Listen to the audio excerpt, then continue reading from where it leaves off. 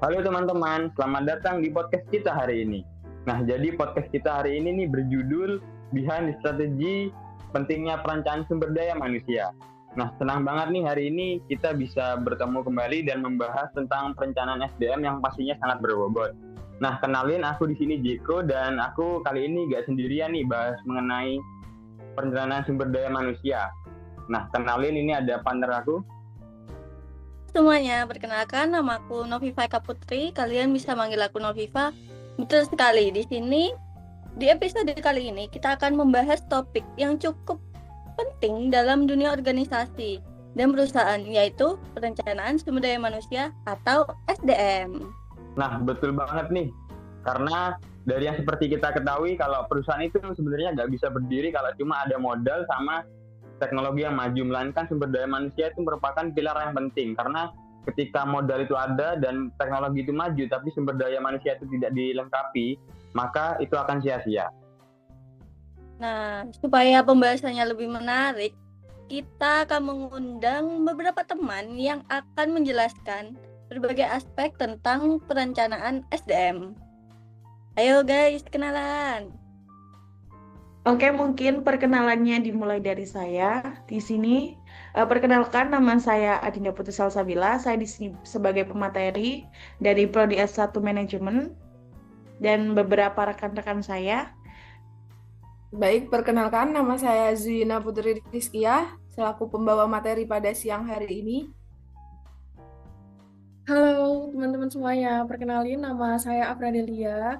Pada kesempatan kali ini saya berkesempatan untuk membawakan materi. Perkenalkan nama saya Ramadhan Ramsyah. Saya akan menjadi pemateri dalam sesi podcast hari ini. Halo semuanya, perkenalkan nama aku Triola Monica. Aku di sini sebagai pengisi pemateri pada video podcast hari ini. Nah, kita sudah saling kenal nih. Nah, biar kita bisa langsung lanjut. Nah, sebelum kita memasuki materi, kita perlu terlebih dahulu mengetahui nih apa yang dimaksud dengan sumber daya manusia.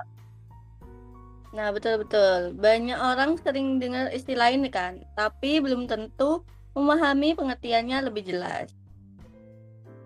Nah, biar kita mengetahui secara langsung dan tanpa basa-basi, kita persilahkan Kak Dinda untuk menjelaskan mengenai apa itu SDM.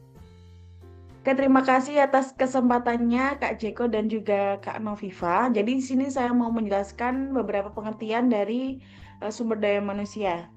Jadi perencanaan sumber daya manusia atau SDM itu adalah proses yang dilakukan organisasi untuk memastikan tersedianya tenaga kerja yang tepat, baik dari segi jumlah, kualitas, maupun waktu sesuai dengan kebutuhan organisasi. Nah, melalui perencanaan ini, organisasi dapat menganalisis kondisi tenaga kerja yang ada, memperkirakan kebutuhan di masa depan, serta menyiapkan strategi untuk memenuhinya. Jadi, terdapat tujuan utamanya adalah agar organisasi dapat menempatkan orang yang tepat pada posisi yang tepat. Nah, sehingga kegiatan operasional berjalan lebih efektif dan efisien. Selain itu, perencanaan SDM juga menjadi dasar bagi kegiatan manajemen sumber daya manusia lainnya seperti rekrutmen, seleksi, pelatihan, pengembangan, dan penilaian kinerja karyawan. Jadi begitu. Oke, jadi terima kasih Kak Dinda untuk penjelasannya. Jadi setelah mengetahui pengertiannya, sekarang kita mungkin bertanya-tanya kan, bagaimana cara perusahaan melakukan perencanaan SDM tersebut. Nah, betul nih, pasti dalam perusahaan itu ada tahap atau proses yang kita lalui buat perencanaan SDM. Nah, untuk jelasin ini, kita persilahkan Kak Ramadan untuk menjawab. Nah, betul tuh Kak Ramadan. Silahkan dijelaskan mengenai apa saja proses dan tahapan yang dilakukan untuk perencanaan SDM. Oke, yang pertama dalam proses atau tahapan dalam melakukan perencanaan sumber daya manusia, yaitu kita harus mendata ketersediaan SDM yang sudah ada pada perusahaan. Nah, Pendataan ini meliputi jumlah karyawan, kemampuan, dan kapasitas kerja, latar belakang pendidikan, kinerja, serta potensi yang dimiliki oleh masing-masing karyawan. Nah, melalui data tersebut, tim HR dapat mengetahui kondisi SDM yang ada sehingga dapat menentukan langkah perencanaan SDM yang tepat bagi perusahaan. Nah, yang kedua, perusahaan harus memperkirakan kebutuhan SDM untuk beberapa waktu ke depan. Nah, setelah mengetahui kondisi SDM yang sudah ada, perusahaan kemudian memperkirakan kebutuhan tenaga kerja untuk beberapa waktu ke depan. Dalam tahap ini, perusahaan mempertimbangkan berbagai faktor, seperti kemungkinan pengurangan karyawan, pembukaan lowongan pekerjaan baru, promosi jabatan, mutasi, atau perpindahan karyawan, serta perkembangan perusahaan.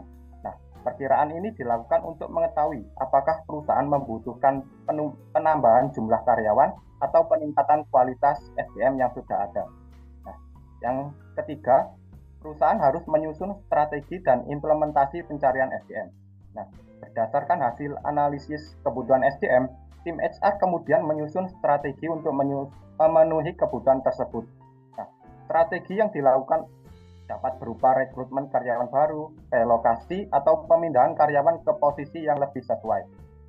Penggunaan tenaga outsourcing serta pelatihan dan pengembangan karyawan. Selain itu, perusahaan juga dapat melakukan perubahan kebijakan terkait manajemen SDM atau menggunakan jasa konsultan untuk membantu mengatasi permasalahan SDM, terutama yang berkaitan dengan aspek hukum dan ketenagakerjaan. Nah, yang terakhir, perusahaan harus melakukan evaluasi dan monitoring terhadap strategi yang telah diterapkan. Perusahaan perlu melakukan evaluasi secara berkala untuk melihat sejauh mana strategi tersebut berjalan efektif dan mampu mendukung pencapaian tujuan perusahaan. Nah, jika ditemukan ketidaksesuaian atau hambatan, maka perusahaan dapat melakukan perbaikan atau penyesuaian agar pengelolaan SDM dapat berjalan lebih optimal. Nah, seperti itu. Nah, berdasarkan dari yang Kak Ramdan jelaskan nih, kita jadi tahu kalau sebenarnya perencanaan SDM itu memerlukan beberapa tahapan dan proses yang harus dilalui. Nah, sekarang kita paham karena penjelasan Kak Ramdan, kalau perencanaan SDM itu memiliki perencanaan yang cukup terstruktur. Nah, jadi selain prosesnya, tentu ada faktor-faktor yang mengaruhi perencanaan SDM dalam sebuah organisasi kan.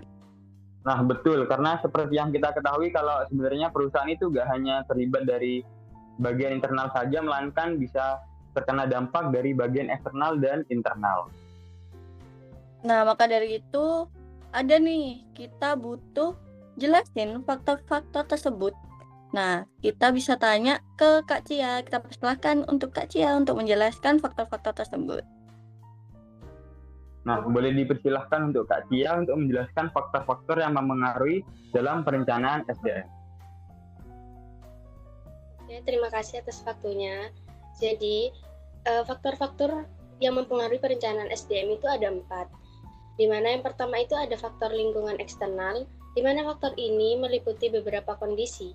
Yang pertama itu ada kondisi ekonomi, misalnya di saat terjadi krisis ekonomi atau inflasi yang tinggi, perusahaan itu mengurangi perekrutan karyawan karena biaya operasional yang sangat meningkat. Yang selanjutnya itu ada perubahan teknologi. Contohnya itu seperti sebuah perusahaan manufaktur yang mulai menggunakan mesin otomatis sehingga membutuhkan lebih sedikit lagi pekerja produksi.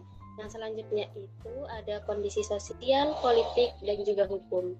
Misalnya itu seperti pemerintah yang menetapkan kenaikan upah minimum, sehingga perusahaan tersebut itu harus menyesuaikan jumlah tenaga kerja dan anggaran gaji.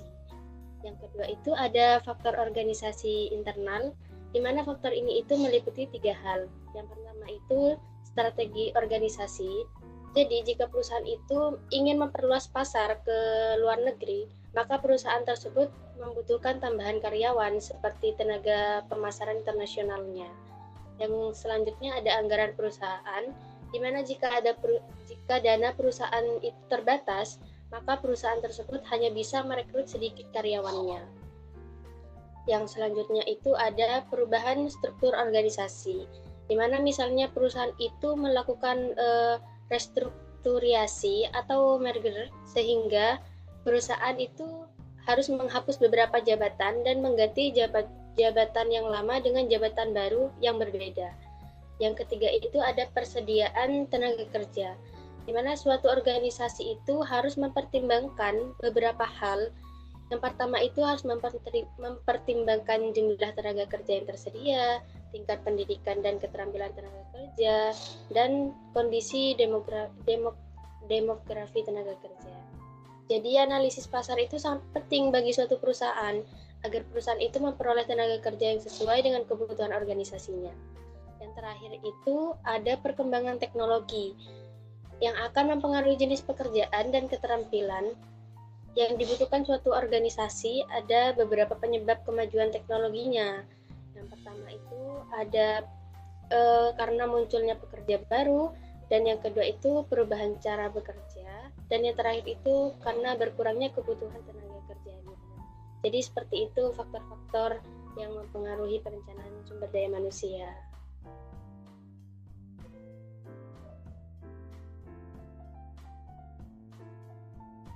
Baik, terima kasih untuk penjelasannya Kak Tia. Jadi selanjutnya kita akan membahas tentang peran manajemen SDM dalam mengelola karyawan.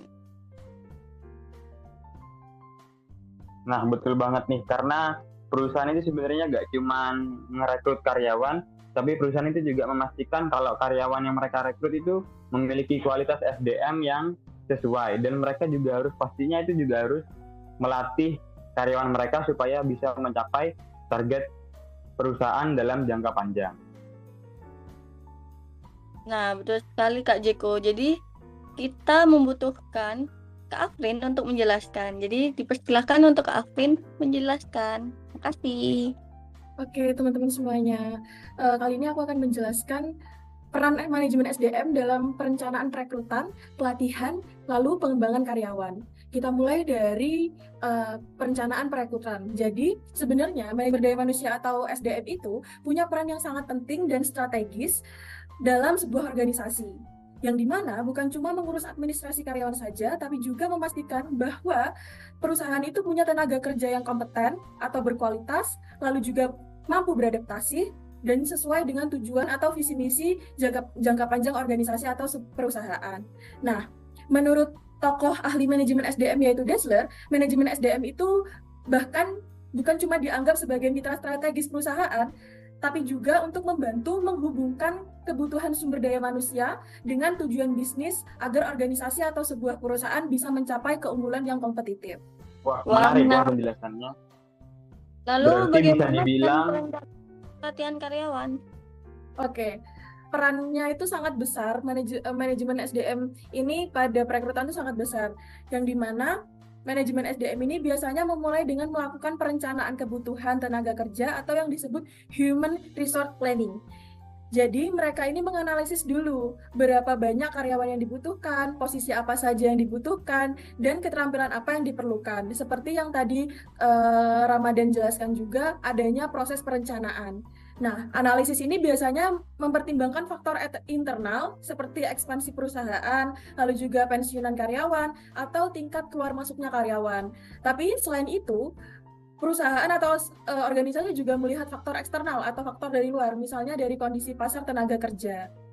Nah, setelah itu, SDM juga membuat job description atau job specification. Lalu, setelah itu mulai mencari kandidat dari dalam perusahaan seperti promosi atau mutasi. Dari promosi mutasi ini contohnya kenaikan pangkat dari yang junior menjadi senior atau membuka lowongan pekerjaan baru. Nah, kemudian dilakukan juga proses seleksi seperti tes kemampuan psikolog, lalu juga dilanjut dengan wawancara untuk mendapatkan kandidat yang terbaik. Bahkan, perencanaan perekrutan yang baik itu mengurangi biaya rekrutmen dan menghindari kesalahan dalam memilih karyawan. Jadi tidak double pengeluaran untuk perekrutmenan ini, seperti itu. Wah, menarik-menarik. Lalu gimana tuh dengan perencanaan pelatihan karyawan? Oke, kalau dalam pelatihan, manajemen SDM ini biasanya melakukan analisis kebutuhan pelatihan terlebih dahulu. Misalnya, dengan melihat hasil penilaian kerja karyawan atau kesenjangan keterampilan antara kemampuan yang dimiliki sekarang dengan yang dibutuhkan untuk masa depan. Setelah itu, SDM menyusun program pelatihan, seperti orientasi untuk karyawan baru atau on-the-job training, workshop seminar, atau bahkan pelatihan berbasis e-learning. Pelatihan yang direncanakan dengan baik bisa meningkatkan produktivitas karyawan hingga sekitar 20-30% karena karyawan menjadi lebih terampil baik secara teknis maupun soft skill seperti kerja sama tim atau dengan leadership-nya. Nah, selain itu juga pelatihan juga bisa dievaluasi dengan model Quick Path Trick yang dimana hal ini melihat mulai dari respon peserta pelatihan, lalu juga pengetahuan yang diperoleh dari pelatihan tersebut, lalu juga perubahan perilaku kerja sampai dampak terhadap hasil organisasinya tersendiri. Itu teman-teman. Wah, ternyata prosesnya cukup panjang juga ya. Nah, yang terakhir tuh, gimana dengan pengembangan karyawan? Oke, pastinya kalau pengembangan karyawan ini terfokus lebih ke jangka panjang. Jadi bukan hanya meningkatkan keterampilan saat ini aja, tapi juga mempersiapkan karyawan untuk posisi yang lebih tinggi di masa yang akan datang. Biasanya dilakukan dengan program talent management, seperti success planning atau menyiapkan calon pemimpin perusahaan. Selain itu, ada juga mentoring, coaching, rotasi jabatan, dan penyusunan individual development untuk setiap karyawan. Nah, hal ini juga tidak hanya semerta-merta omongan saja, tapi ada tokoh juga yang menyatakan bahwa pengembangan karyawan yang terencana bisa meningkatkan retensi karyawan sampai sekitar 25% karena mereka merasa punya kesempatan berkembang dari jalur karir yang jelas seperti itu. Wah, oke. Jadi bisa disimpulkan bahwa manajemen SDM itu sangat penting ya. Yap, betul sekali. Karena melalui perencanaan perekrutan, pelatihan, dan pengembangan yang baik, organisasi atau sebuah perusahaan bisa memiliki sumber daya manusia yang kompeten, siap menghadapi perubahan, dan mampu mendukung keberhasilan perusahaan dalam jangka panjang. Seperti itu, teman-teman. Terima kasih untuk Kak Afin karena sudah menjelaskan tentang perencanaan SDM ini sangat detail. Nah, berdasarkan yang telah disampaikan oleh Kak Afin tadi, kita nih mengetahui kalau sebenarnya perencanaan SDM itu memerankan peran yang sangat penting di dalam perusahaan. Berarti itulah alasan mengapa perusahaan ini bisa sangat maju dan SDM-nya, beberapa perusahaan ini SDM-nya sangat kompeten. Nah, karena alasan yang telah disampaikan oleh Kak Afrin tadi. Nah, selanjutnya di sini aku penasaran tentang pembahasan berikutnya yang tidak kalah penting juga. Nah, betul nih, karena banyak para ahli ini yang mengatakan kalau perencanaan SDM itu sebenarnya merupakan fondasi dari sebuah perusahaan. Nah, tapi sebenarnya kenapa sih hal itu bisa terjadi? Nah, supaya kita semua mengetahui ini, kita persilahkan Kak Dinda untuk menjelaskannya. Baik Kak Dinda, di sini aku akan nanya nih, kenapa perencanaan SDM menjadi fondasi organisasi? Oke, terima kasih Kak Jeko dan Kak Noviva. Di sini aku akan menjawab. Jadi, perencanaan SDM menjadi fondasi penting bagi organisasi karena seluruh aktivitas organisasi dijalankan oleh manusia. Meskipun organisasi memiliki teknologi dan modal yang besar tanpa tenaga kerja yang Meskipun organisasi memiliki teknologi dan modal yang besar, tanpa tenaga kerja yang kompeten, organisasi tidak akan mampu mencapai tujuan yang telah ditetapkan. Nah, ada beberapa alasan nih mengapa perencanaan sumber daya manusia sangat penting bagi organisasi. Yang pertama, menjamin ketersediaan tenaga kerja yang tepat, sehingga organisasi tidak mengalami kekurangan maupun kelebihan tenaga kerja. Dan yang kedua, mendukung pencapaian tujuan organisasi. Jadi dengan perencanaan sumber daya manusia yang baik, organisasi dapat menyesuaikan kebutuhan tenaga kerja dengan strategi bisnis. Yang ketiga, meningkatkan aktivitas dan efisiensi organisasi. Jadi perencanaan sumber daya manusia ini membantu organisasi menempatkan karyawan sesuai dengan kemampuan dan keahliannya.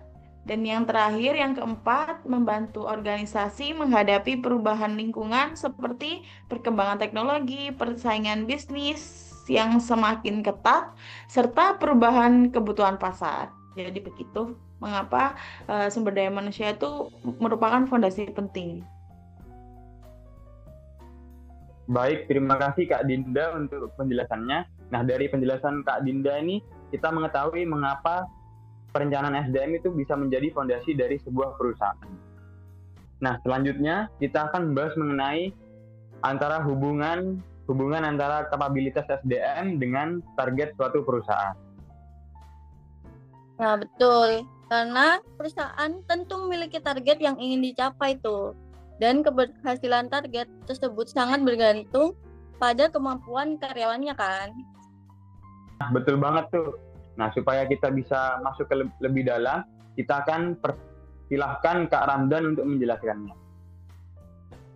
Nah, Kak Ramadan, aku mau nanya nih, mengapa sinkronisasi kapabilitas SDM dengan target bisnis menjadi kunci keberhasilan? Oke, mengapa sinkronisasi kapabilitas SDM dengan target bisnis menjadi kunci keberhasilan? Nah, karena jika kemampuan karyawan sesuai dengan kebutuhan bisnis perusahaan, maka pekerjaan akan berjalan lebih efektif dan produktif. Nah, sinkronisasi kapabilitas SDM dengan target bisnis penting karena menjadi penghubung antara strategi yang direncanakan dengan pelaksanaan di lapangan. Nah, alasannya mengapa kapabilitas SDM dengan target bisnis menjadi kunci keberhasilan adalah yang pertama, 1. Dapat efisiensi investasi SDM. Nah, biaya untuk gaji, tunjangan, dan pelatihan merupakan investasi. Nah, jika kemampuan karyawan selaras dengan tujuan bisnis, maka investasi tersebut akan memberikan kontribusi langsung terhadap produktivitas dan keuntungan perusahaan. Nah, yang kedua, mempercepat adaptasi dan eksekusi strategi. Nah, SDM yang memiliki kompetensi sesuai kebutuhan bisnis dapat membantu perusahaan menjalankan strategi baru dengan lebih cepat dan efisien, terutama dalam menghadapi perubahan seperti digitalisasi. Nah, yang ketiga, dapat mengurangi resiko kegagalan operasional.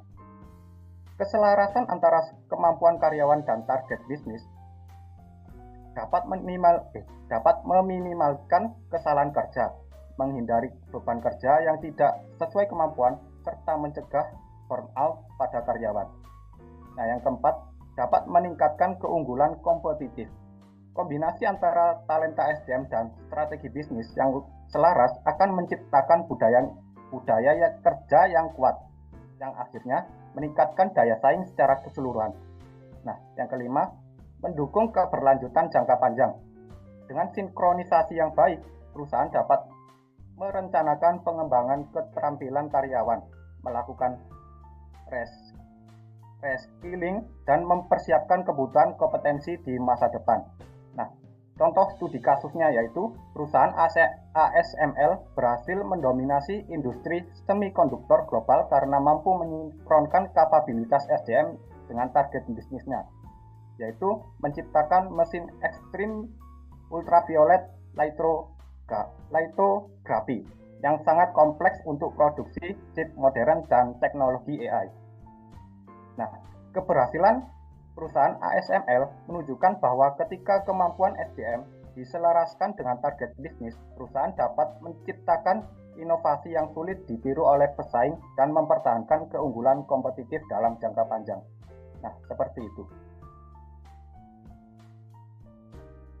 Wah, terima kasih penjelasannya Kak Ramadan. Nah, sebelum kita tutup podcast ini, ada satu hal lagi yang sangat berpengaruh dalam dunia kerja saat ini.